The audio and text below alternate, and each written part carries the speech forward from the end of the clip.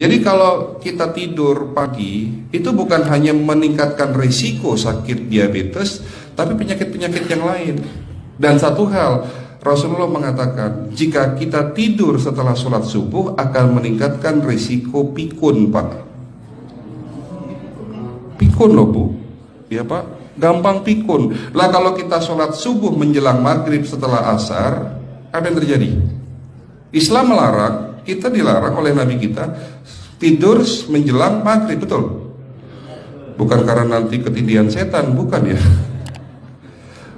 Secara medis diketahui bahwa orang yang kebiasaan tidur antara asar sampai maghrib itu akan menurunnya daya tahan tubuh. Jadi gampang sakit infeksi, Pak, kalau Bapak tidur menjelang maghrib. Kalau sekali lagi setelah sholat subuh gampang pikun, aliran darah ke otak itu tersumbat, ya, jadi stroke penyakitnya. Tapi kalau tidur setelah asar sebelum maghrib, itu daya tahan tubuh kita akan menurun. Jadi gitu ya jawabannya, Bu. Justru ini yang paling penting, materi terakhir ini 6 langkah praktis. Ya, Bapak bisa lakukan di rumah mulai hari ini. Langkah pertama, mulai hari ini jangan makan malam, Pak.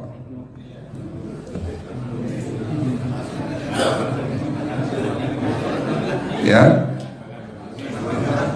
ala bisa karena biasa. Memang awalnya sulit, yang sudah kebiasaan makan malam itu sulit. Alasannya nanti nggak bisa tidur, Dok, betul ya?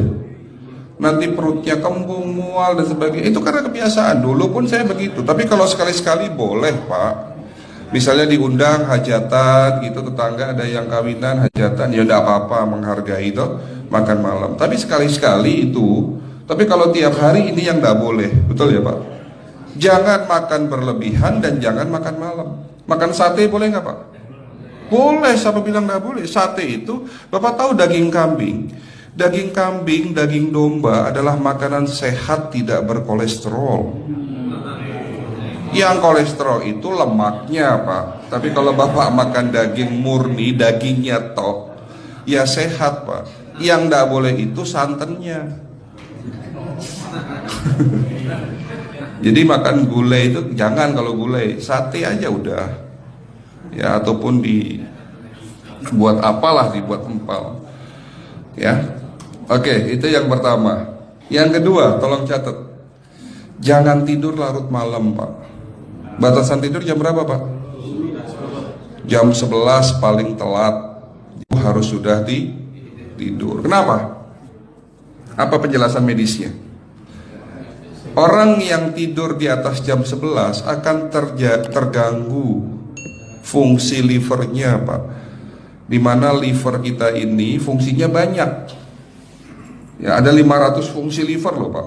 Fungsi jantung ada berapa, Pak? Fungsi jantung 1. Fungsi jantung tugasnya untuk mompa darah. Fungsi ginjal ada berapa? 2. Absorpsi dan filtrasi.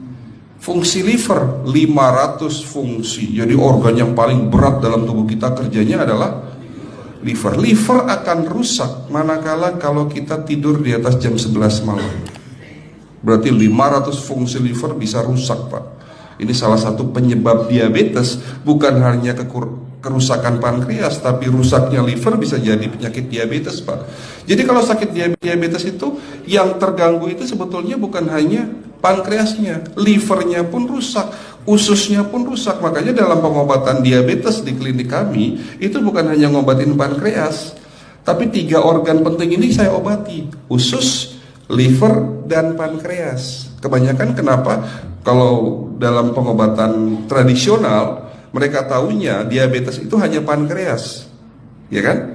Tapi di sini dalam pengobatan holistik, orang yang kena liver itu 3 organ ini pasti rusak: usus, liver, dan pankreas. Salah satu penyebab dari kerusakan liver akibat kebiasaan tidur larut malam. Jadi salah satu penyebab diabetes pun bisa karena tidur larut malam. Ya, batasan tidur jam berapa? Sekali lagi, jam 11 harus sudah tidur pulas. Jadi jam 10, setengah 11 paling lambat kita harus tidur pulas. Nanti setelah jam 1 boleh bangun.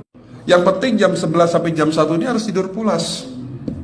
Jadi kalau Bapak mau sholat tahajud jam 2, setengah 3 ya monggo. Ya. Oke, itu yang kedua. Yang ketiga, air putih Pak dijaga 2 liter sehari. Bagaimana cara minumnya yang baik? Rasulullah sudah ngajarin kita ada 6 sunnah. Harus duduk, pakai tangan kanan, seteguk demi seteguk, membaca basmalah di saat minum, diakhiri dengan alhamdulillah, kan begitu.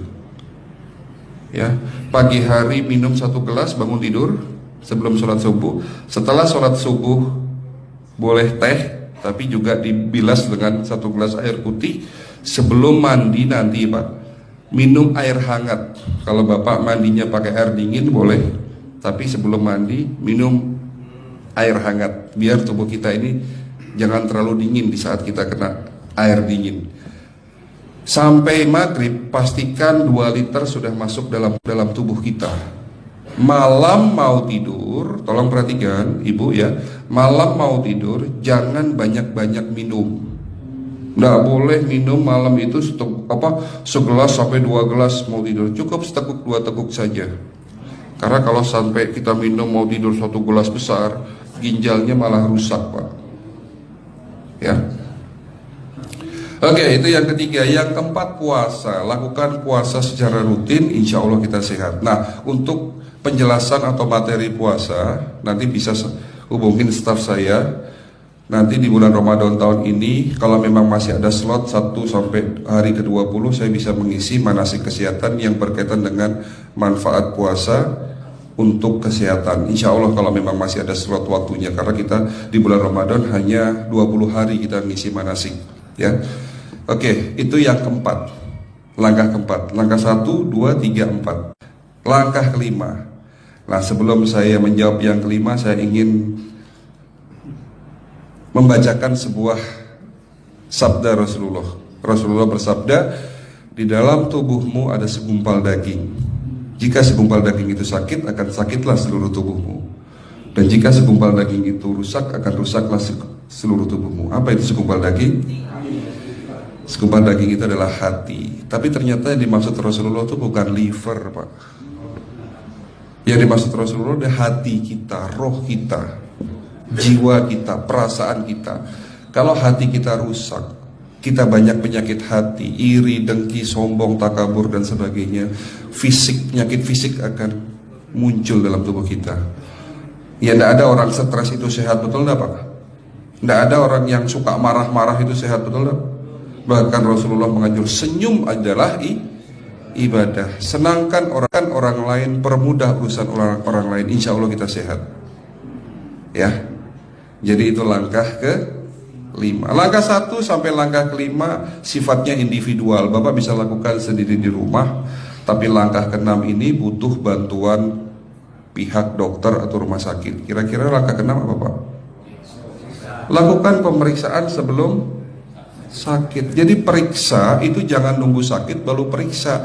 Jangan seperti kayak Bu Ustazah tadi, diajak periksa, jawabannya takut ketahuan penyakitnya. Setelah stroke baru datang ke klinik untuk minta diperiksa. Kalau sudah stroke susah nggak nyembuhinnya Pak? Kata kayak beliau nih, sudah 2 tahun tidak sembuh-sembuh karena sudah terlanjur stroke. Tapi kalau beliau melakukan general check up, mohon maaf ya Pak, kalau beliau melakukan general check up rutin, insya Allah tidak akan kena stroke, karena sebelum stroke sudah diobati dulu. Karena stroke ini bisa kita lihat dalam scanning dengan alat yang saya punya, insya Allah kelihatan ini. Oh ini sudah mulai ada tanda-tanda mau penyumbatan, buru-buru diobati. Memang takut Pak, tapi pesan saya jangan takut. Ya, lakukan pemeriksaan supaya kita tahu, supaya kita kenal. Gitu ya Pak.